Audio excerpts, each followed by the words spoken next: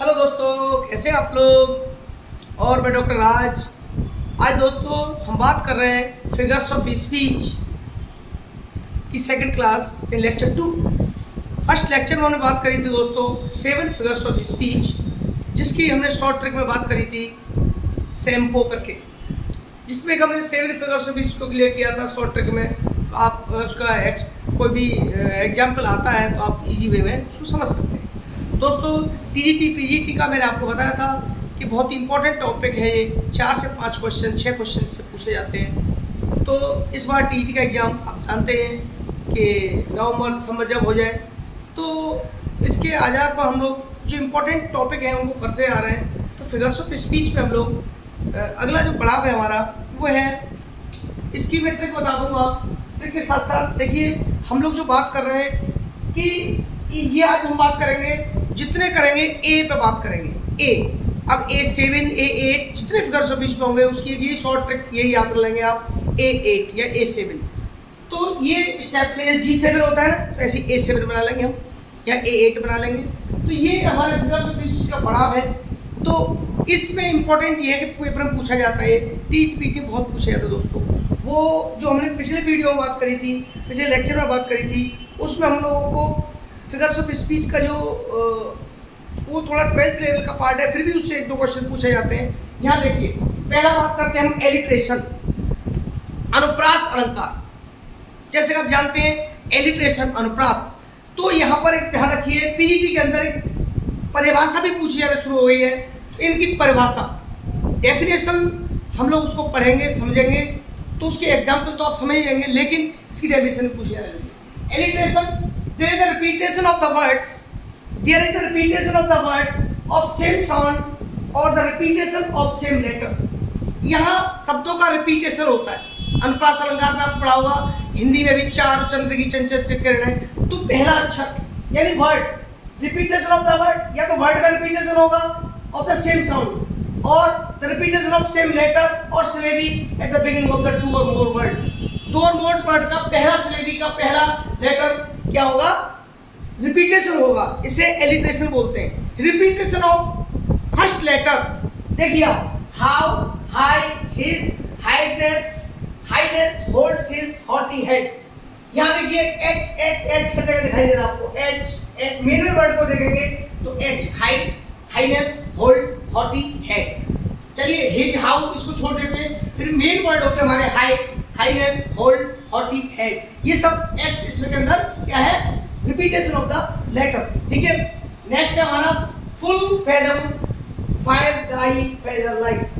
देखिए F F F, तो इन शब्दों के अंदर या तो मेन वर्ड होना चाहिए, मेन शब्द जिसका पहला लेटर वही हो, या बात करी थी same letter of the syllable, उस पैरा का, उस लाइन का जो शब्द है उसमें पहला लेटर वही होना चाहिए। ये एलिट्रेशन की पहचान। एलिट्रेशन में रिपीटेशन ऑफ फर्स्ट लेटर, ध्यान रखेंगे आप, ये हो गया एलिट्रेशन। नेक्स्ट है एनाडिप्लोसिस।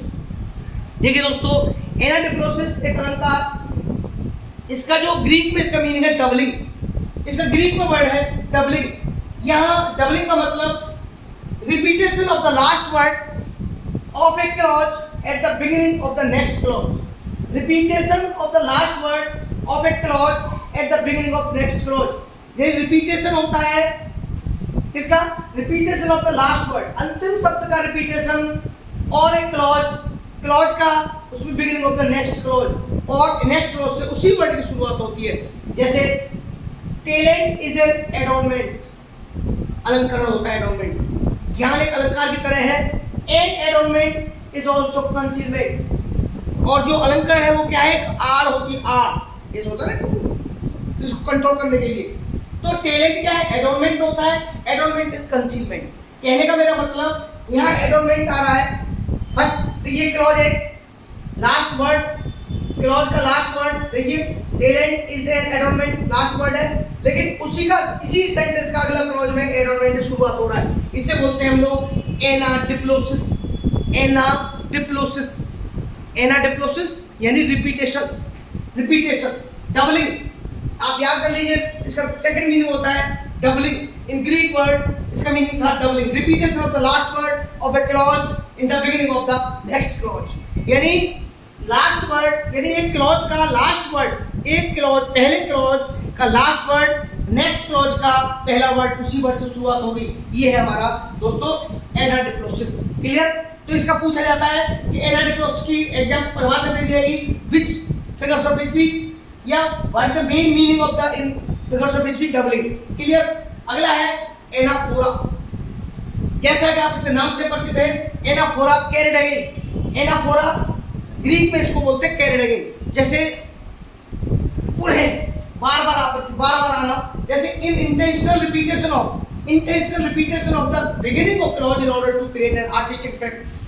पोएट या राइटर जब अपनी आर्टिस्टिक स्टाइल को क्रिएट करता है, बढ़ा के दिखाना चाहता है, तो बार बार हम क्या करते हैं, उन्हीं बार बार पुनः आवृत्ति करते हैं। वी शैल, देख रहे हैं आप, वी शैल नॉट फ्लेग और फेल, वी शैल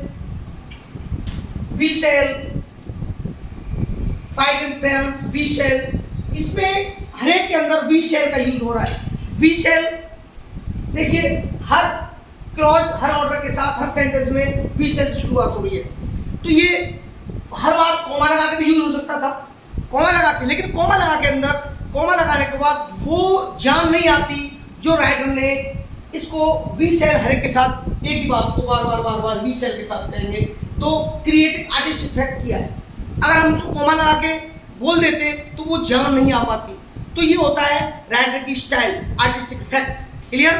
तो ये है दोस्तों 3। यानी हम लोग अगला बात करते हैं, एलिट्रेशन हो गया, एनाडिक्लोसिस हो गया। अगली बात करते हैं, हम बात कर रहे थे एसोनेंस। अब चौथा है हमारा एसोनेंस।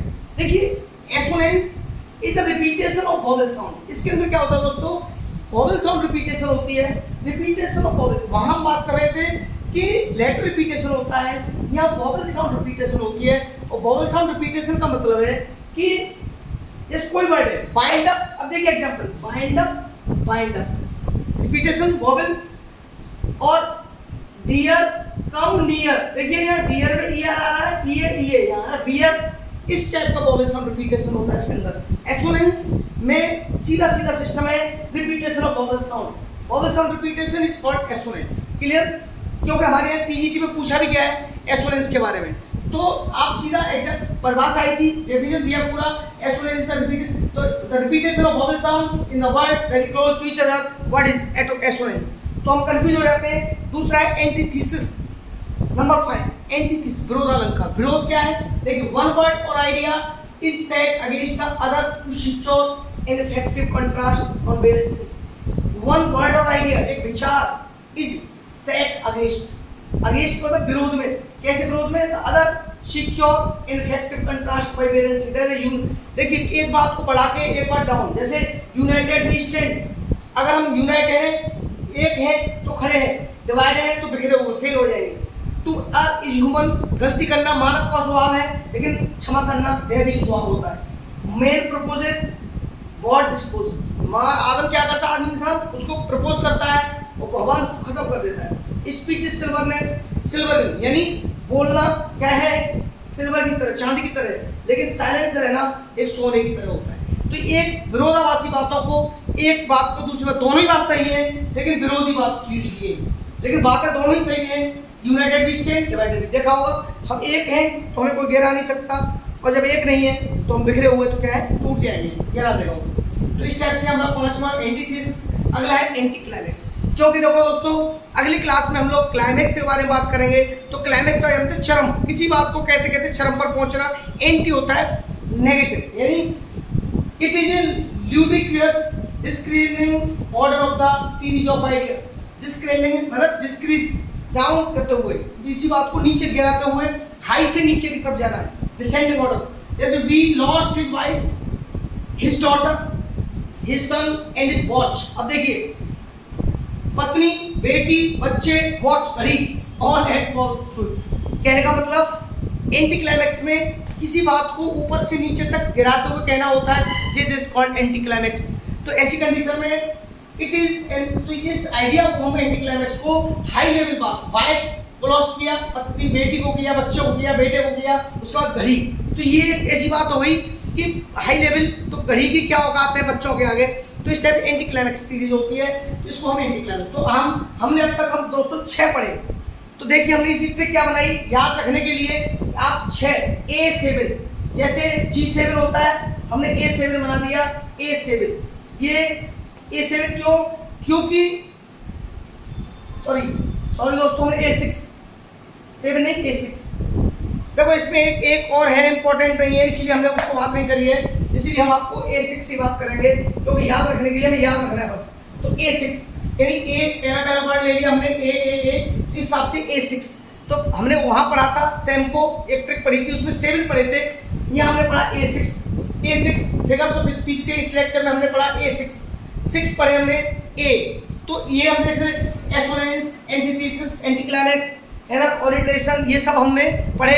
तो आप इसको तैयार करिए दोस्तों, मैंने सारा आपको मेडल दे दिया है, आप इसको तैयार करिए, इसके एग्जाम्पल पढ़िए दोस्तों, और मेरे चैनल को लाइक करिए, सब्सक्राइब करिए और कमेंट करिए दोस्तों जैसा हो। और मैं अगले लेक्चर में आपको बताऊंगा जो शेष फिगर्स ऑफ स्पीच हैं जो पीईटी टीईटी के लिए इंपॉर्टेंट है। मेरे साथ जुड़े रहिए। थैंक यू दोस्तों।